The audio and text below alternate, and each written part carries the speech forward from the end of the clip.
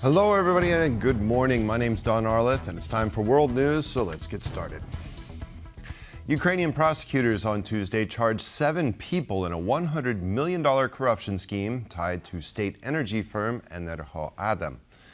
The key suspect is Ihor Myronyuk, a former advisor to the energy minister, accused of leveraging his influence for kickbacks and money laundering.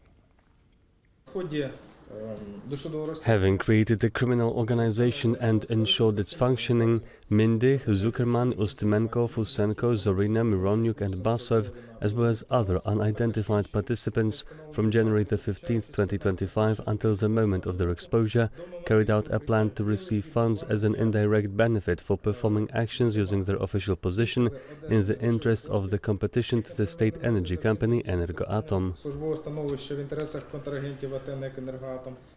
The European Commission is considering creating its own intelligence unit to strengthen security amid hybrid attacks and rising global tensions.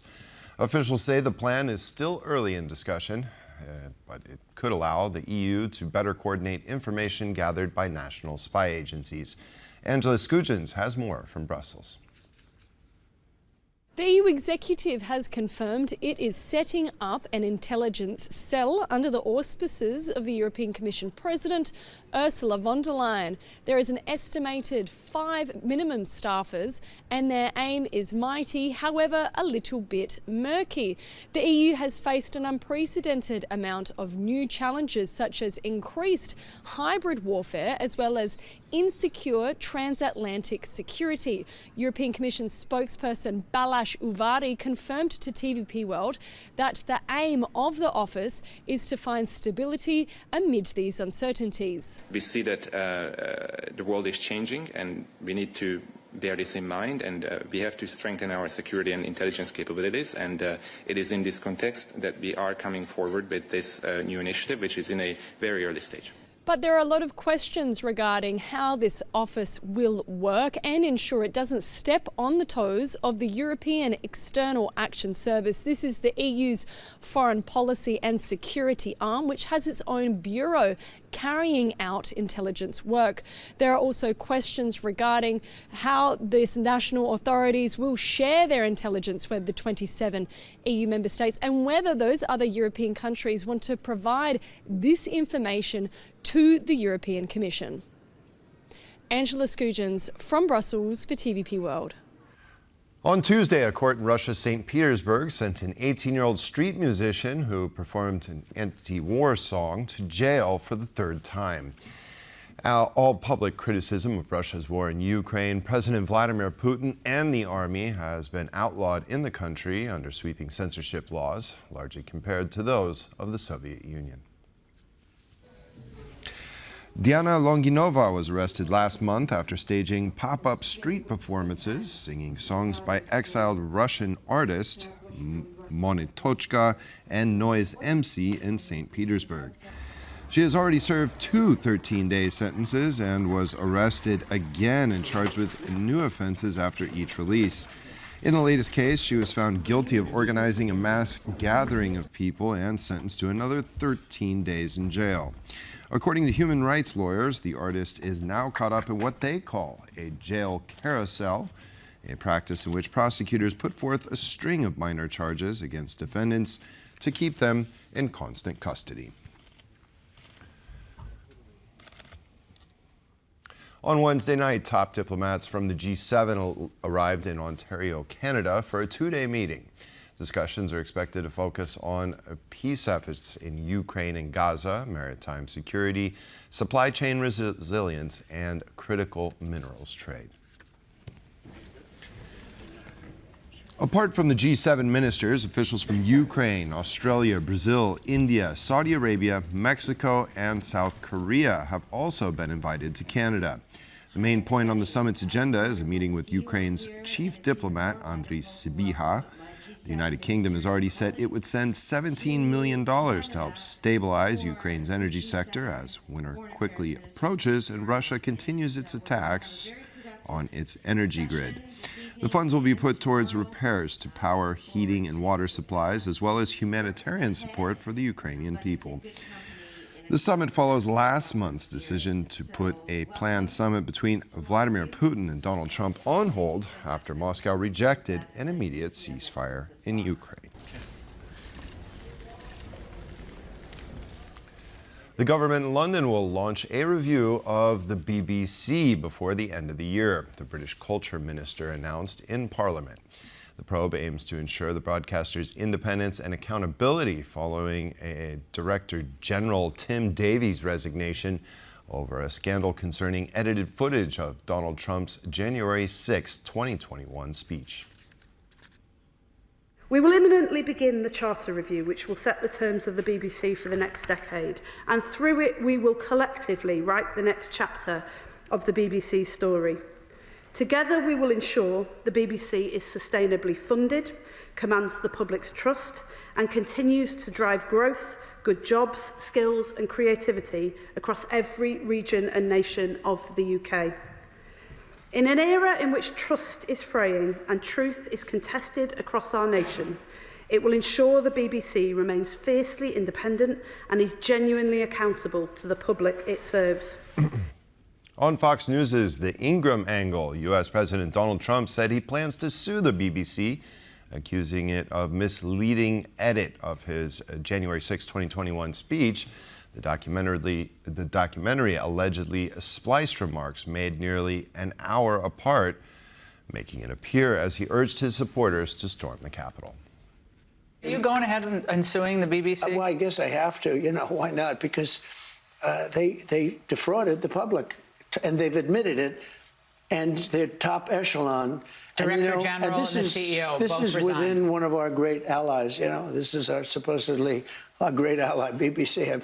The government has a chunk of that one, I guess, but that's a pretty sad event. They actually changed my January 6th speech, which was a beautiful speech, which was a very calming speech, and they made it sound radical.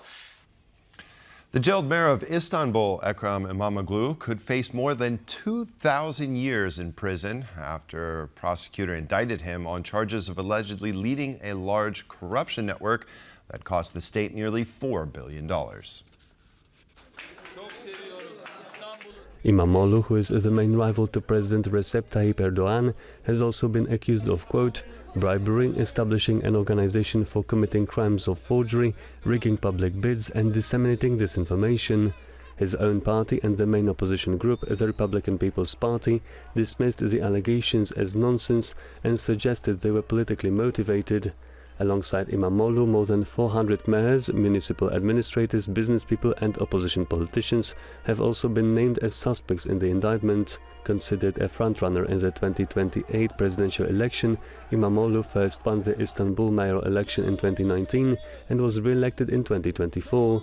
Turkey saw a wave of nationwide protests in March after he was arrested pending trial on suspicion of corruption. He has been in custody ever since.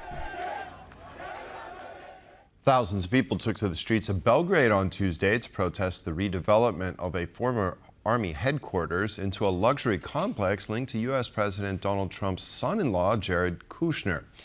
The site, which was bombed and damaged in 1999 by NATO, was leased to Kushner's investment firm, but it's seen by many Serbs as a historic landmark. I don't expect much, believe me. Even though we're constantly on the streets, I really don't expect much, at least until the government's dream comes true, which is Expo 2027. There's no end to the humiliation. This is something that undermines national identity and disrupts the continuation of our culture and traditions. I think it's extremely humiliating, and we wonder where the limit is, and whether there is an end to it.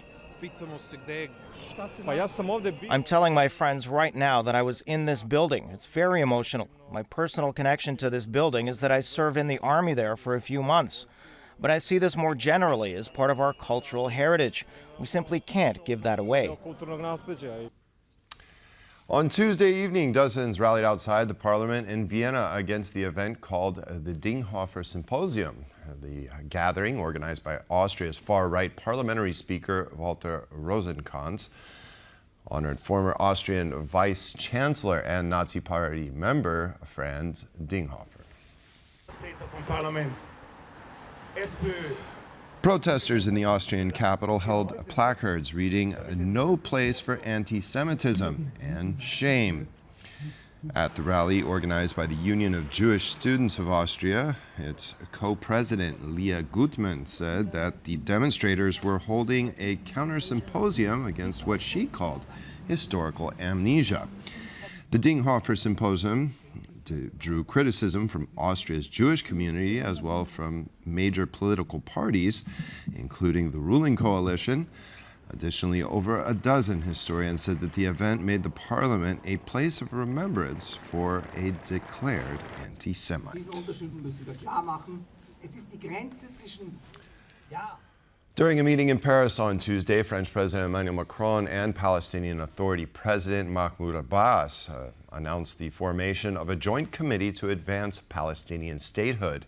Macron also pledged French support in drafting a future Palestinian constitution. We have today taken the joint decision to establish a joint committee for the consolidation of the State of Palestine. This committee will be responsible for working on all legal, constitutional, institutional and organizational aspects of the effort. It will contribute to the new constitution, a draft of which President Abbas has presented to me, and will aim to finalize all the conditions for a State of Palestine. Catherine Connolly has been sworn in as Ireland's 10th president. Connolly was elected in a landslide vote at the end of October, defeating her opponent from the centre-right Fine Gael party, Heather Humphreys. Herself firmly on the left, Connolly told the crowd gathered for her inauguration that she believed her election demonstrated Ireland wants a new political direction, divergent from the country's centre-right government. She also remarked on Irish history, adding that the country has experienced a horrific famine and war, and thus the normalization of war and genocide has never been and will never be acceptable. During her campaign, Connolly frequently expressed harsh criticism of Israel, accusing it of committing genocide in Gaza and calling it a terrorist state.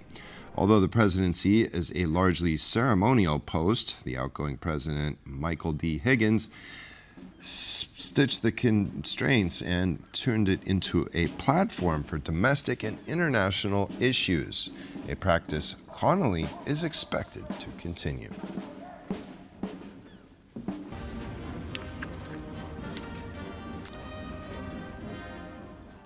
According to the Global Climate Risk Index report, extreme heat waves caused more than 35,000 deaths in Spain over the past 3 decades. Furthermore, the data indicates that between 1995 and 2024, climate change contributed to over 830,000 deaths worldwide. Spain ranked 24 among the most affected countries, with the Dominican Republic, Myanmar, and Honduras taking the top spots. In 2024, Spain was the sole European country among the most affected by extreme weather events. These include last year's floods, mainly in the Valencia region, which killed over 230 people.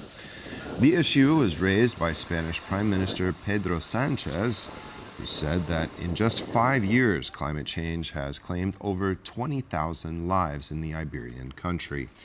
After the August fires that consumed hundreds of thousands of hectares of land in Spain, Sanchez proposed a national pact on climate change. The initiative aimed to achieve climate neutrality by the year 2050 by focusing on renewable energy, reforestation, and building climate-proof infrastructure. And you know what they say, all good things must come to an end. Cristiano Ronaldo has announced that the 2026 World Cup will mark the end of his international career. The Portuguese striker, now 40 and boasting an incredible 953 goals for club and country, revealed that he plans to retire from football within 1 or 2 years. Next year's tournament, hosted across Canada, Mexico, and the United States, will be Ronaldo's 6th World Cup appearance. Let's be honest, what I mean soon is probably 1-2 years, I'm still be at the game. So you expect this World Cup to be your last, do you? Definitely yes, because I will be 41 years old, and I think will be the moment, and in a big competition, that's I don't know yet, as I told you before, I'm enjoying the moment. But when I mean soon, it's really soon, because I give everything for football. I'm in the game for the last 25 years. It'll be difficult to give it up. Well, that's all the time we have here on World News. Thanks for joining us, and stay with us for more here on TVP World.